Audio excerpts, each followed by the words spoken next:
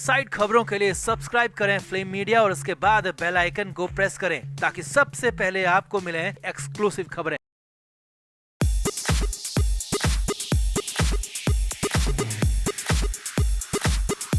संजय राउत मुंबई की जेल में बंद हैं, लगातार कोशिश कर रहे हैं कि कैसे भी जेल से बाहर आ जाएं और वो किसी भी कीमत पर जेल से बाहर आना चाहते हैं। लेकिन इस बीच एक ऐसी खबर आई जिसने मुंबई में कोहराम मचा दिया। जी हाँ, कोहराम इसलिए मच गया क्योंकि संजय राउत के बिग बॉस के घर में जाने की खबर आ गई और बड़ा बवाल इससे भी ज्यादा ये है कि संजय राउत कई लोगों की पोल खोल सकते हैं। पूरी लिस्ट जो कि राउत के करीब है, राउत के जरिए फायदा ले रही थी, वो बेनकाब हो सकती है। जिसके बाद तो संजय राउत के सीक्रेट दोस्तों के फरार होने तक की खबरें भी आ गई हैं। तो बताते हैं आपको सब कुछ क्या है, पूरा अपडेट क्या है मामला। संजय राउत के बिग बॉस में जाने का पूरा माजरा आपको दिखाते हैं, बताते हैं। आप इस वीडियो को शेयर करें और कमेंट करके अपनी राय जरूर दें।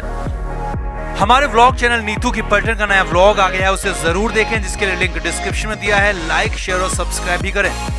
तो संजय राउत के लिए मुश्किलें हर रोज के हिसाब से बढ़ रही हैं, कहीं से कोई राहत नहीं है। कोर्ट लगातार न्यायिक हिरासत यानी कि जेल का टर्म बढ़ाते जा रही है और जमानत पर भी सुनवाई हो नहीं पा रही है। पिछली सुनवाई के बाद अब 10 अक्टूबर की अगली तारीख मिली है, यानी कि राउत के लिए कहीं से कोई राहत है नहीं, बस आफत ही आफत है। लेकिन राउत तो हर हाल में जेल से बाहर जाना चाहते हैं, जेल से निकलना चाहते हैं। अब इसके लिए एक बड़ा रास्ता बनाया जा रहा है जो कि बेहद ही विवादित है, बेहद ही ज्यादा बवाल वाला है, क्योंकि वो बिग बॉस है। जी हाँ, ये बड़ी खबर आपको बता रहे हैं कि संजय राउत के बिग बॉस में जाने की खबरें आ रही हैं और राउत की बिग बॉस के घर में एंट्री हो सकती है। वहां पर कई बड़े खुलासे वो कर सकते हैं। अब आपको पहले ये बताते हैं कि कहां से खबर आ गई कि संजय राउत बिग बॉस में जाने वाले, और फिर बताएंगे कि ये कैसे होगा, कब होगा, राउत वहां क्या करेंगे, किस किस को लेकर खुलासे कर सकते हैं। तो सलमान खान के बिग बॉस शो का काउंटडाउन शुरू हो गया, जल्दी वो लॉन्च होने वाला है, शुरू होने वाला है। और अब इस बिग बॉस के साथ ही कई रीजनल बिग बॉस भी शुरू होते हैं, चाहे वो तमिल हो, तेलुगु, मलयालम या फिर मराठी। और खबर मराठी बिग बॉस से। जी हाँ, मराठी बिग बॉस जिसे कि महेश मांजरेकर होस्ट करते हैं, उसी बिग बॉस में संजय राउत के जाने की खबर है। जी हाँ, खुद महेश मांजरेकर जो कि बिग बॉस मराठी के होस्ट हैं, उन्होंने कहा है कि वो संजय राउत को बिग बॉस में लेकर आने वाले हैं। असल में महेश मांजरेकर से सवाल पूछा गया था कि इस सीजन को किस पॉलिटिशियन को बिग बॉस में लेकर आने वाले हैं, तो मांजरेकर ने जवाब दिया कि संजय राउत। और साथ ही साथ महेश मांजरेकर ने यह भी बताया कि वो क्यों संजय राउत को लाना चाहते हैं, लाने वाले हैं। मांजरेकर ने बताया कि संजय राउत के पास बहुत कुछ बताने को है, बहुत कुछ कहने को है, इसीलिए वो संजय राउत को बिग बॉस में लेकर आएंगे। ये सारी बातें महेश मांजरेकर ने कही है, जो कि बिग बॉस मराठी के होस्ट हैं। आगे देखिए अब आगे क्या होगा, कैसे संजय राउत की मराठी बिग बॉस में एंट्री होगी, वो भी आप समझिए। तो अब जब मराठी बिग बॉस के मेकर्स और होस्ट ने साफ कहा है कि वो संजय राउत को बिग बॉस में लाएंगे, कोशिश जरूर करेंगे, तो जरूर इसके लिए कोशिश बड़ी वाली होने वाली है। जी हाँ, वैसे तो संजय राउत को अब तक जमानत नहीं मिली, लेकिन स्पेशल रिक्वेस्ट पर राउत को छोड़ा जा सकता है और हाँ, जमानत तक की भी जरूरत नहीं होगी। जी हाँ, और ये सब कुछ बिग बॉस के लिए हो सकता है, संभव है, क्योंकि वहाँ पर संजय राउत सबके सामने होंगे, कहीं भाग नहीं पाएंगे और ऑर्थर रोड जेल से सीधे ही संजय राउत को बिग बॉस के घर में लाया जा सकता है और फिर वहीं यानी कि बिग बॉस के घर से वापस सीधे जेल भेज दिया जाएगा जब बिग बॉस के घर में राउत का सफर खत्म हो जाएगा। इसके लिए कोर्ट की परमिशन की जरूरत होगी, जमानत की नहीं, यानी कि सिर्फ कुछ खास परमिशन के साथ, स्पेशल रिक्वेस्ट के साथ संजय राउत को बिग बॉस के घर में लाया जा सकता है, और वो भी बिना जमानत के। और ऊपर से संजय राउत भी इससे इनकार नहीं करेंगे, क्योंकि राउत तो हर हाल में जेल से छुटकारा चाहते हैं, फिर चाहे वो रास्ता बिग बॉस का ही क्यों न हो, और इसीलिए संजय राउत की तरफ से इनकार होगा, इसका तो सवाल ही नहीं है। अब अगर ऐसा होता है, यानी कि संजय राउत जेल से सीधे बिग बॉस के घर पहुंचते हैं, तो वहां क्या होगा वो भी देखिए और समझिए। तो वहां पर संजय राउत कई बड़े खुलासे कर सकते हैं। वैसे तो राउत बुरी तरह से खुद फंस चुके हैं, पात्रा चौल घोटाले के साथ साथ अलीबाग में जबरदस्ती जमीन कब्जाने तक का आरोप उन पर लग चुका है, लिहाजा राउत के बचने के चांसेस दूर दूर तक है नहीं। और ऐसे में राउत उन लोगों की पोल पट्टी खोल सकते हैं जो कि अब तक बचे हुए हैं, जो कि उनके सीक्रेट दोस्त हैं और संजय राउत से अब तक फायदा लेते रहे हैं, लेकिन राउत की मदद नहीं कर रहे हैं। जी हाँ, संजय राउत को जेल से निकालने में हेल्प नहीं कर रहे हैं, लिहाजा राउत उनकी पोल खोल सकते हैं, उनके बारे में सब कुछ बता सकते हैं। यही नहीं, खबरें तो यहाँ तक भी हैं कि जैसे ही बिग बॉस में संजय राउत के जाने की खबर आई तो तब से ही राउत के कुछ पुराने और करीबी दोस्त जो कि अब संजय राउत से कन्नी काट रहे हैं, अंडरग्राउंड होने जा रहे हैं, वो इधर उधर भागना शुरू हो गए, क्योंकि कब कहाँ संजय राउत कुछ उगल दें और उन्हें लेने के देने ना पड़ जाए ये पता नहीं है। तो इसीलिए फिलहाल संजय राउत के कुछ सीक्रेट दोस्त गायब हो रहे, ऐसी भी खबरें आ रही है। तो कुल मिलाकर संजय राउत के बिग बॉस में जाने की खबर है। मराठी बिग बॉस इसके लिए कोशिश कर रहा है। महेश मांजरेकर ने खुद ऐसा कहा है। अब हो सकता है कि शुरुआत में भले ही संजय राउत अंदर ना जा पाए, क्योंकि 2 अक्टूबर से मराठी बिग बॉस शुरू हो रहा है, लेकिन हाँ, बीच में वाइल्ड कार्ड एंट्री के जरिए बीच सीजन भी संजय राउत की बिग बॉस में एंट्री हो सकती है। और अगर ऐसा होता है तो ये धमाकेदार होगा, बड़ा बवाल होना भी तय है। तो आपका क्या मानना है, क्या संजय राउत जैसों को बिग बॉस में लाना चाहिए या फिर नहीं लाना चाहिए? कमेंट करके आप भी अपनी राय जरूर दें। वीडियो को अभी शेयर भी करें।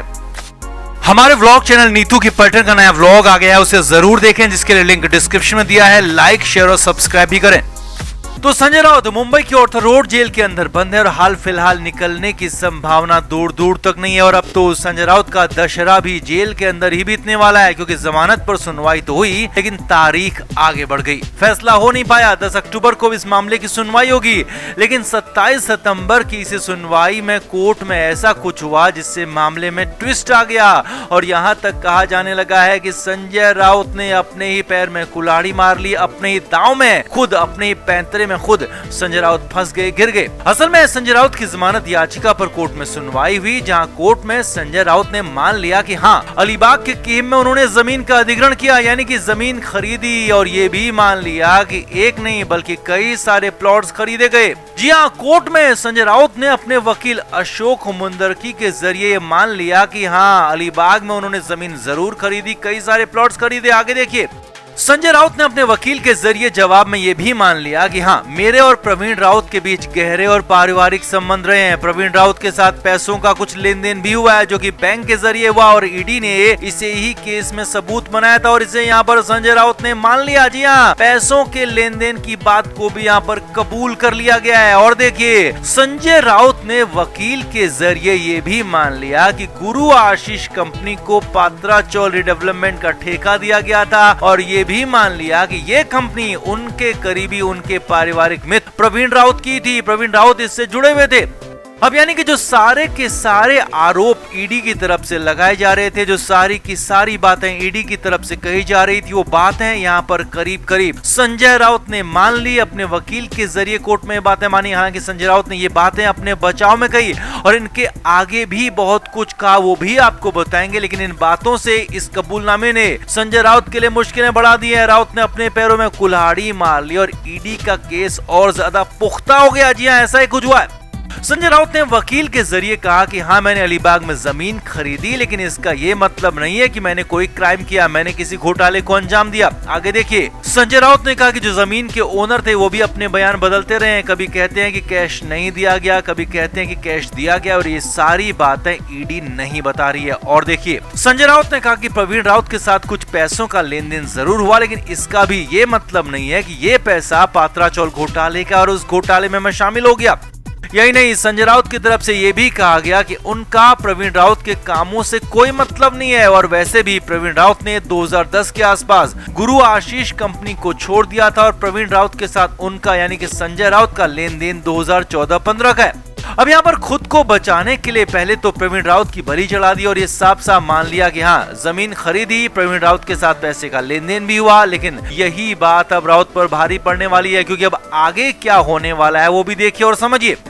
ईडी सूत्रों के हवाले से खबर है कि ईडी इस पूरे कबूलनामे को भी आगे इसी केस में आधार बना सकती है। जी हाँ, वैसे तो पहले ही कोर्ट भी प्राइमा फेसी राउत को गुनहगार मान चुकी है, राउत पर ट्रायल चलाने की मंजूरी तक दे चुकी है, और अब ईडी संजय राउत के इस कबूलनामे को आधार बनाने की तैयारी कर रही है और इसी को आधार बनाकर नया एक्शन करने वाली है और इसे भी अपनी चार्जशीट का हिस्सा बना सकती है। यानी कि संजय राउत के इस बयान को, संजय राउत के इस कबूलनामे को अपनी चार्जशीट में शामिल कर सकती है, जिससे ईडी का केस और ज्यादा पुख्ता हो जाएगा। संजय राउत की बातें ही उनका काम तमाम कर सकती हैं। यानी कि संजय राउत अपनी चाल में फंस गए। खुद को बचाने के लिए जो पैंतरा चला उसी पैंतरे में खुद डूब गए और खुद ही फंस गए। और अब ईडी और ज्यादा सख्ती की तैयारी में, जिससे कि मामले में नया और बिल्कुल बड़ा वाला ट्विस्ट आ गया है। तो आपका इस पूरे मामले पर क्या कहना है? क्या वाकई संजय राउत ज्यादा होशियारी के चक्कर में फंस गए हैं? कमेंट करके आप जरूर बताएं। वीडियो को शेयर भी करें। Flame media report.